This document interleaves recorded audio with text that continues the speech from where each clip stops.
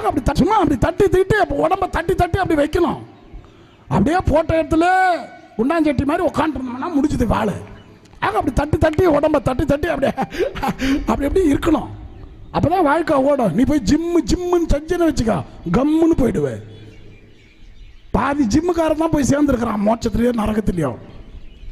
ஒன்றும் அப்படியெல்லாம் ஒன்றும் ஃபிட்னஸ்லாம் நமக்கு தேவையில்லை இந்த உலகத்தில் வாழ்கிறதுக்கு. எந்த ஒரு பொண்ணாவது மாப்பிள்ளை எனக்கு ஜிம் பாடி வேணும்னு கேட்குதா? கேட்டிருக்கா? என்னன்னு கேட்குறீங்க? ஒரு அம்மா ஃபோன் பண்ணி என்ன கேட்குது, ஃபாதர் நல்ல பையனா பாருங்க. என்னத்துக்கு?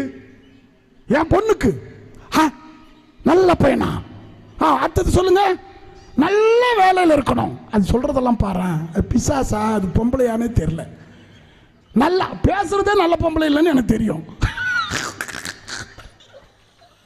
இதுல வேற எனக்கு போன் பண்ணி நல்ல பையன், நல்ல குடும்பம், நல்ல சம்பாத்தியம், நல்ல வேலை, நல்ல கிறிஸ்தவ குடும்பம்.